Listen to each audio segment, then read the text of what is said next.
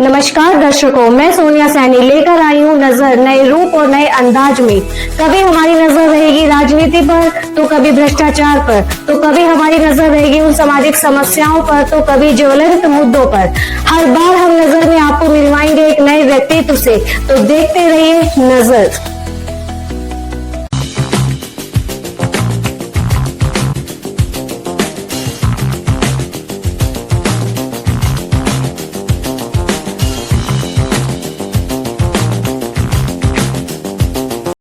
नमस्कार साथियों, अभी पिछले शुक्रवार को फिल्म रिलीज हुई थी 120 बहादुर, जो रेजांगला पोस्ट पे जो युद्ध हुआ था चाइना के साथ हमारा, उस विषय को लेकर, जहां एक तरफ ये जो युद्ध लड़ाई लड़ी गई थी चाइना से, वो एक ऐतिहासिक लड़ाई थी जिसमें यहाँ के वीरों ने बहुत अच्छा योगदान दिया था और अपना मतलब सब कुछ निछावर करते हुए उस पोस्ट को बचाए रखा।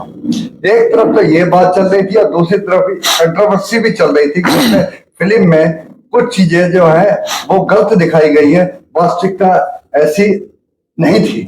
तो इसी विषय को लेके आज हमारे बीच में है मेजर टीसी राव, जिन्होंने इस फिल्म में कई सीन को लेकर आपत्ति जाहिर करी, उनके नाम को लेकर भी, फिल्म के नाम को लेकर भी। तो आज टीसी राव हमारे बीच है। टीसी राव जी, आपका हमारे इसमें कार्यक्रम में स्वागत है। Thank you sir, thank you so much Pavan ji. तो आखिर आपको क्या चीज इस फिल्म में गलत नजर आई, जो कि देशभक्ति से पूर्ण फिल्म थी और उन्होंने यादवों की जो एक वो है उसकी वैल्यू को भी बढ़ाया, उसके बावजूद इसमें विरोध की क्या कहाँ जरूरत पड़ी? देखो सर, हमने आज से मेरे को 5 साल पहले इस फिल्म में काम करना शुरू किया था। हमने डायरेक्टर्स की खोज शुरू की, जिसमें अक्षय कुमार जी बहुत तैयार थे। उसी टाइम पे वो Kesari film battle of Saragarhi में बना चुके थे, जिससे हम बहुत संतुष्ट थे कि बहुत बेहतरीन तरीके से उन्होंने सरदारों के पराक्रम को, शौर्य को उसमें दिखाया है। In the meantime Rajneesh Ghai ने इस टाइटल को अनाउंस कर दिया कि मैं रजांगला की लड़ाई पे पिक्चर बनाऊंगा। क्यों किया? क्योंकि उसका भाई lieutenant general Rajiv Ghai army headquarter में डिप्टी चीफ के पद पे था। चलो, हमने जब पता लगा इमीडिएटली उनसे संपर्क साधा कि भाई एक अच्छी मूवी बनाओ, हम आपको मदद करेंगे इसमें। मैंने पूरा लिटरेचर दिया, एक्चुअल जो वार डायरी से ली हुई स्टोरी मैंने उनको दी। उसके बाद मैंने बहुत कुछ कहा उनसे, भाई अगर तुम्हें पैसे की जरूरत पड़ेगी मैं इसे पैसा भी लगा दूंगा। मैंने कहा मेरी डॉटर इन लॉ है, वो एक्स मिस इंडिया, कई पिक्चर बनाई है, वो फ्री में आपके साथ में काम करेगी इस मूवी के अंदर। तो हम उसका काम छुड़वा रखा है, वो चाहती थी करना, हमने बना कर दिया। तो वो भी हमने ऑफर दिया उनको। उन्होंने 2-4 बार तो मेरे फोन उठाने बंद कर दिए। उसके बाद में हम वेट करते रहे, जब हमें पता लगा कि उन्होंने 24 अगस्त को पता लगा कि उन्होंने मेजर शैतान सिंह के बेटे से एक एग्रीमेंट साइन की है, जिसमें उन्होंने उनसे कांटेक्ट किया है, कुछ प्रॉफिट शेयरिंग का भी किया है और कुछ उनको कैश भी वहां दे करके आए हैं। उसके बाद में 1-2 और हमारे उन लोगों से संपर्क किया, उन्होंने पिक एंड चूज वाली पॉलिसी अप्लाई। और एक कैप्टन रामचंद्र मोहनपुर से, अपने हिरेवाड़ी डिस्ट्रिक्ट से, निहाल सिंह साहब है, चिमनवास गांव से हैं, उनको भी 5-5 लाख रुपए दिए और उनसे भी एनओसी ले ली। हमने चिट्ठी लिखी इमीडिएटली, बाकी जो हमारे 8 वीर चक्रा हैं, 3 सेना मेडल, एक मेंशन डिस्पैच, उनके परिवार से एनओसी क्यों नहीं लिया आपने? सितंबर में चिट्ठी लिखी, मेरे कोई जवाब नहीं आया। नवंबर में हमने लीगल नोटिस भेजा उनके पास में कि भाई इन शहीदों के परिवारों से भी आप एनओसी लो। उन्होंने कोई गौर नहीं किया, एक एक करके वो, यानी अंग्रेजों वाली उन्होंने स्टाइल अपनाई, डिवाइड एंड रूल वाली, तोड़ के 2-4 को बुलाया, पैसे दिए और केवल उन्हीं का ही नाम इसमें दिखाया गया पूरा। अब सबसे बड़ी बात, मेजर शैतान सिंह को इन्होंने एमएमजी के साथ में दिखाया है, क्योंकि major Shaitan Singh company commander थे। युद्ध में आर्मी अफसर को पिस्टल ऑथराइज होती है, और वो तो युद्ध शुरू होने के बहुत जल्द ही उनको एमएमजी का बर्स्ट लगा था, जब वो 9 प्लेटून से 8 प्लेटून में जा रहे थे, और उनको जल्दी पीछे इवेक्यूएट कर दिया गया था, जिसमें हवलदार हुकमचंद और ये सिपाही रामचंद्र, जो भी कैप्टन रामचंद्र है, ये उनको छोड़ के वहां पे, और कैप्टन रामचंद्र तो वहां से फिर गायब हो गए, बैटल सीन से गायब हो गए। मेजर शैतान सिंह को जब उन्होंने कहा कि मुझे यहीं छोड़ दो, उन्होंने कहा ले चले आपको, बोल नहीं मैं नहीं जा सकता, मेरे जवान लड़ रहे हैं। उन्होंने हिम्मत दिखाई, वहीं पे उन्होंने दम तोड़ दिया। 4.5 घंटा युद्ध चला। उसमें लास्ट में कैप्टन राम कुमार जो गोठड़ा के थे, सबसे लास्ट आदमी वो थे जो जख्मी हुए। उससे पहले जो 120 में से 5 लोग थे रामचंद्र को छोड़ करके, वो सब जख्मी हो गए थे। उन्होंने, चाइना ने उनको बंदी बना लिया था, अपने साथ ले गए थे। वो 2 दिन बाद में वो वहां से छूट करके आए। तो पहला ऑब्जेक्शन मैं जो इसमें लॉन्च कर रहा हूं, पिछले 4 महीने से हम महापंचायत सड़कों पे उनसे गुहार लगा रहे हैं खूब। मीडिएटर हमने कहा तुम जाके बात करो उनसे यार कि इस मूवी का नाम आप 120 बहादुर क्यों रख रहे हो? बहादुर का नाम नेपालियों से जुड़ता है। 120 वीर ही रखो, पहला मुद्दा हमारा ये था। दूसरा हमारा मुद्दा था कि उन शहीद के परिवारों से भी एनओसी लो। जो इसके मेन योद्धा थे, नायक सिंह राम, जिसने अकेले 25 लोगों को मारा था, उसका जिक्र भी उसमें सबसे बहादुर काम किया था। उसे नायक गुलाब सिंह मनीठी गांव से, उन्होंने बहुत बहादुर काम किया था। और नायक सिंह राम की बात जब मैं करूं तो उनके 2 भाई, दोनों भाई एक साथ एक मोर्चे में शहीद हुए थे। इतना बड़ा बलिदान किसी परिवार का नहीं है उस युद्ध के अंदर। उनसे कोई एनओसी ली ना उनका जिक्र किया इस मूवी के अंदर, वो हमें पहले ही पता लग गया था। हमने कहा कि अब तो इनको मूवी दिखाओ, आप ये संतुष्ट हो तो इसको रिलीज करो। लेकिन उनको प्रोटेक्शन ऊपर से मिली हुई थी, उनके लोग ऊपर बैठे हुए थे, उन्होंने सब क्लियरेंस करवा दिए। हमने फिल्म सेंसर बोर्ड को चिट्ठी लिखी कि आपने किस आधार पर दे दिया इसको क्लियरेंस, वहां से कोई जवाब नहीं आया। आरटीआई डाली, कोई जवाब नहीं आया, ना मिनिस्टर डिफेंस से आया, ना आर्मी हेडक्वार्टर से आया। हमने 5 हाई कोर्ट में इसके खिलाफ पिटीशन दायर की, चंडीगढ़, दिल्ली में 2 पिटीशन, जयपुर में, अहमदाबाद में। लेकिन एक पिटीशन से डिस्पोज ऑफ किया कि वहां ब्रिगेडियर साहब को अपॉइंट कर दिया, और ब्रिगेडियर साहब भी इन्फ्लुएंस में आ गए। उन्होंने रिपोर्ट से नहीं दिखाया गया है। हमने प्रेशर डाला तो उन्होंने कुछ डायलॉग उसमें जरूर इंक्लूड किया हमारे प्रेशर से कि मैं अहीर हूं और अहीर अपनी जान भी दे सकता है और जरूरत पड़ी तो 100 की जान ले भी सकता है। ये डायलॉग उन्होंने हमारे प्रेशर के बाद में डाला है। जब मेरे शैतान सिंह जब एड्रेस कर रहा हूं उनको, तुम यदुवंशी हो, तुम कृष्ण जी के वंशी, जो तुम्हारे बाप दादा लड़ता देखा है मैंने, वो डायलॉग उसे तब डाला। अहीर और यदुवंशी सब तब यूज किया है जब हमने प्रेशर बनाया। अब बात आई, रिलीज हो गई है। रिलीज होने के बाद में डिफेंस सिनेमाज में रिलीज की, 21 की शेड्यूल डेट थी, हाई कोर्ट में मैटर चल रहा था। उनको पता लग गया, 17 तारीख को उन्होंने इसको रिलीज कर दिया। 16 तारीख को डिफेंस ऑफिसर्स को दिखाई, 17 को डिफेंस सिनेमाज में उसको रिलीज कर दिया। अब तो वो उसकी अमेजन पे आ गई है, हर जगह उसकी वीडियो आ गई है आज के दिन। तो नहीं, अगर इस फिल्म का नाम वीर अहीर की जगह या वीर बहादुर की जगह वीर यादव होता तो क्या आप उस वक्त स्वीकार? हम सब कुछ स्वीकार करते। रजांगला होता वीर, रजांगला के वीर, तब भी हम स्वीकार करते। अगर ये पिक्चर एक बायोपिक है, बायोपिक का मतलब अकेले मेरे शैतान सिंह को ग्लोरीफाई करने के लिए वो परमवीर चक्र है। मैं सैनिक को बहुत सम्मान करता हूं उनका। उनके बेटे को भी हमने नेशनल स्टेडियम में बुला करके उनका सम्मान किया और हमने वहां उनसे रीत ले करवाई। लेकिन एक सैनिक को इतिहासकार होने के नाते मैं नहीं चाहता कि कोई भी है ये दुस्साहस करे कि लड़ाई के फैक्ट्स को तोड़ मरोड़ करके वो दुनिया के सामने पेश करे। तो अब आपको क्या लगता है कि इस फिल्म में क्या परिवर्तन करना चाहिए, और जो बातें छुपी हुई है, जो वास्तविकता है इस घटना युद्ध से लेकर चाइना और इंडिया वार से लेकर, तो वो कैसे इसको प्रेजेंट करना चाहिए था आपके अनुसार? देखो, फरहान अख्तर ने फर्जी यादव लड़के बुला बुला करके, टी शर्ट यादव के पहना करके उन्होंने इसकी एडवर्टाइज की है। ठीक है, पैसा लगाया है, जो मेरे हिसाब से 80 से 90 करोड़ उनका लगा है। एक भी कास्ट इसमें पुराना नहीं है, सारे नए, जिसको सारे नए आर्टिस्ट लेकर के उसने हमारे टाइटल को खराब कर दिया। अक्षय कुमार जी को हमने एग्री कर लिया था इसके ऊपर मूवी बनाने के लिए। और भी 2-3 डायरेक्टर थे, एक अभिषेक दुधिया जिन्होंने भुज पिक्चर बनाई थी, बहुत पॉपुलर हुई थी, वो तैयार थे, मेरे दफ्तर तक आ गया था। वो शैतान सिंह भाटी के बेटे नरपत सिंह से मिला जाकर के वो तैयार था इसमें। हम इसके अंदर कुछ भी करने के लिए तैयार थे सैनिक। हमने कहा फौजी अफसर दे देंगे आपको, जवान तैयार, पता नहीं क्या क्या हमने ऑफर दिए उस आदमी पे। कोई उन्होंने तो ये बायोपिक बनानी थी मेरे शैतान सिंह के ऊपर।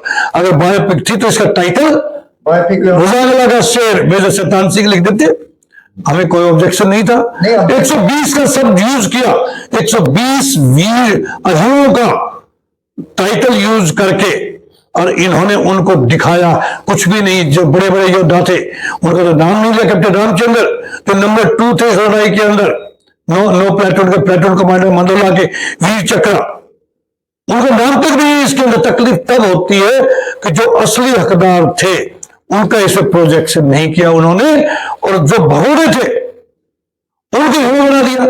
तो ये पिक्चर मेजर शैतान सिंह सहायक रामचंद्र, इसका टाइटल ये होना चाहिए था।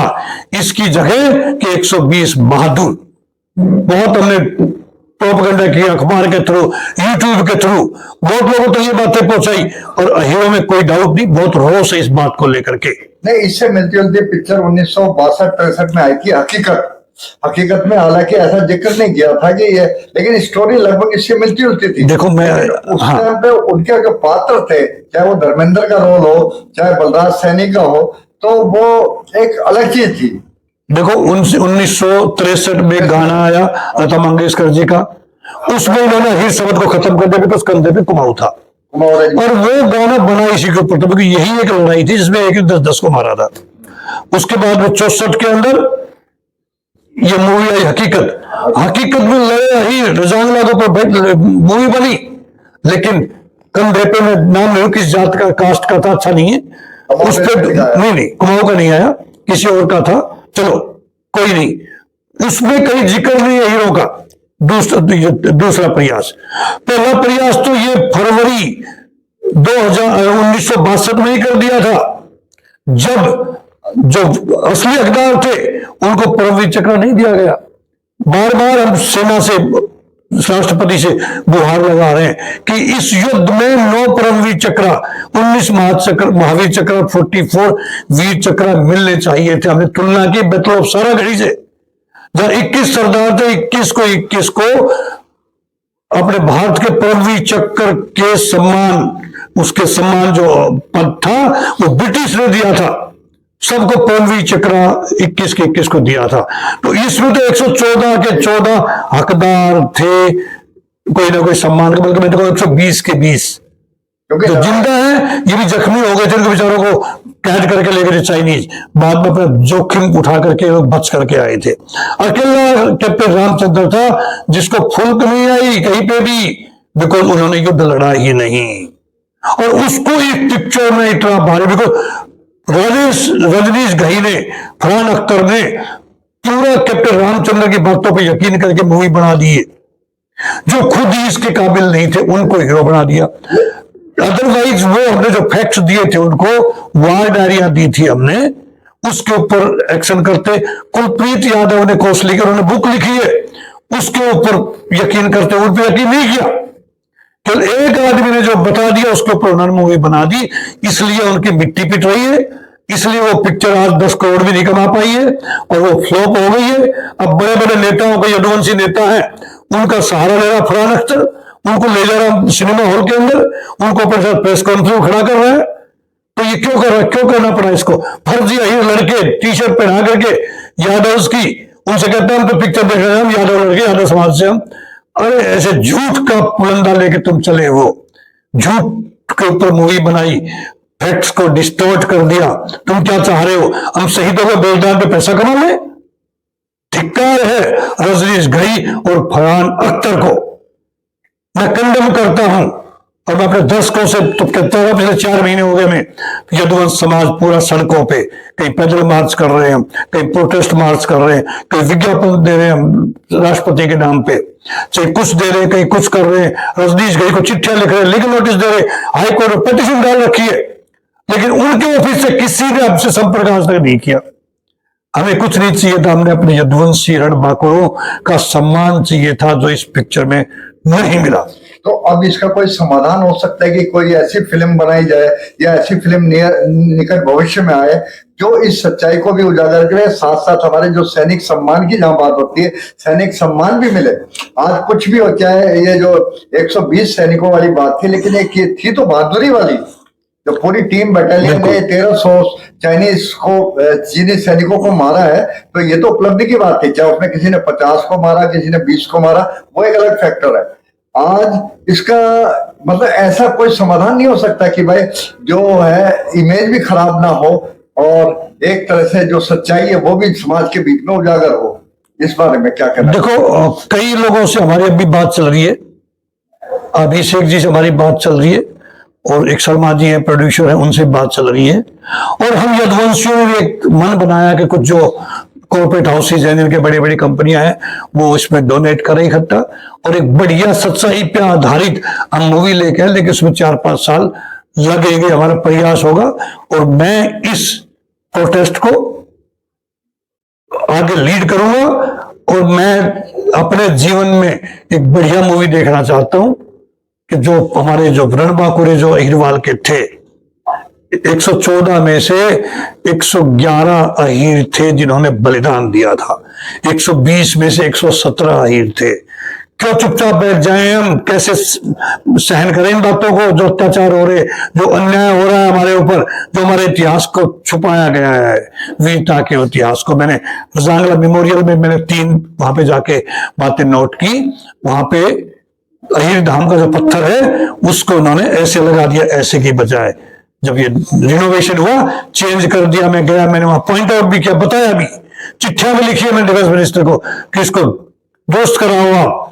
उसके बाद में 2 वहां पे एक ऑडियो, एक वीडियो 12-12 मिनट की अमिताभ बच्चन की आवाज में, कहीं पे भी अहीर का नाम नहीं है। वहां पे तकलीफ होती है हमें जब एक ऑडियो वीडियो के अंदर दिखाया जाता है कि मेजर शैतान सिंह महाराणा प्रताप की कहानी सुन सुन करके बड़े हुए थे। अरे साथ ही उन्होंने क्यों नहीं कहा कि ये जो अहीर थे ये सारे के सारे भगवान कृष्ण के महाभारत अभिमन्यु की बहादुरी की कहानी सुन सुन के बड़े हुए थे, अर्जुन की कहानी सुन सुन के बड़े हुए थे। ये कहने में क्या परहेज था वहां पे? लेकिन वहां पे किसी को खुश करने के लिए अहीरों का इतिहास फिर छुपाया गया। ना ऑडियो में कोई जिक्र है हीर और यादव का, ना वीडियो में जिक्र है। जहां पे विजिटर्स जाते हैं आज 500, 700 विजिटर गर्मी के टाइम पे रोज जाते हैं। आज रजांगला मेमोरियल जो चुसल के अंदर है, तकलीफ होती है जब हमारा इतिहास छुपा दिखाई देता है। तो हम आपसे उम्मीद करते हैं कि आप भी कोई इस तरह की फिल्म में अपना योगदान दीजिए, चाहे डायरेक्टर बड़े लेवल के बजट की बात हो, चाहे छोटे। लेकिन वास्तविकता है जो रजांगला के समय के जो युद्ध की जो बात है, पोस्ट पे जो युद्ध हुआ था, उसकी सच्चाई लोगों के सामने पहुंचे। तो हमारी भी आपके साथ शुभकामना है कि आप इस कदम को आगे बढ़ाएं और एक जो वास्तविकता इधर के जो सैनिकों की जो सच्चाई है वो समाज के बीच में आए। तो अब दर्शकों को आप क्या मैसेज देना चाहेंगे कि वो इस फिल्म को देखें या ना देखें? मैं बिल्कुल कहना, अब तो ये आपके मोबाइल पे भेज दूंगा मैं, आप सबको सर्कुलेट करो। अगर इसे देखने घर में देखो, सिनेमा हॉल मत जाओ। उस फौरन अख्तर की पॉकेट में जिन्होंने हमारे लोगों के साथ में अन्याय किया है, हमारा इतिहास छुपाने की कोशिश की है, यदुवंशियों को जिन्होंने छोटा आका है, उसके पॉकेट में एक पैसा नहीं जाना चाहिए हमारे अहीर की पॉकेट से। फाइनेंशियली बेनिफिट उसको नहीं मिलना चाहिए। पिक्चर किसी को शौक देखने का, भाई देखो, तो वो ऑलरेडी ये अमेजन पे आ चुकी है, मेरे पास में है, मैंने बहुत लोगों को भेजी है। और हमने तो अपने परिवार को, रिश्तेदारों को, यार दोस्तों को, सबको कहा कि सिनेमा हॉल में मत जाओ। और हमारे कई टीम के मेंबर्स हैं जो सिनेमा हॉल में जाकर रिक्वेस्ट कर रहे हैं, जो टिकट लेकर बैठ गए, हमारे निवेदन पे वो लोग उठ करके बाहर आ गए कि नहीं देखेंगे हम, अगर ऐसा इसमें दिखाया गया है तो। आपका धन्यवाद हमारे कार्यक्रम में आने के लिए। थैंक यू पवन जी। सच्चाई है वो लोगों के पास पहुंचे कि इसके रजांगला में जो भी सच्चाई थी वो लोगों तक पहुंचे। और इसमें हो सकता है कि इसको एक रिवाइज रूप देकर फिल्म को दोबारा से रिलीज किया जा सकता है। ऐसा बहुत बार हुआ है कि कई फिल्में बनी है, उनमें करेक्शंस हुई है, रीमेक हुई है। जैसे शोले में भी कुछ सीन काट दिए गए थे, तो हो सकता है इसको भी दोबारा से रिलीज किया जाए तो उसमें भी कुछ सुधार देखने को मिले। आपका धन्यवाद हमारे कार्यक्रम में आने के लिए। नमस्ते जी।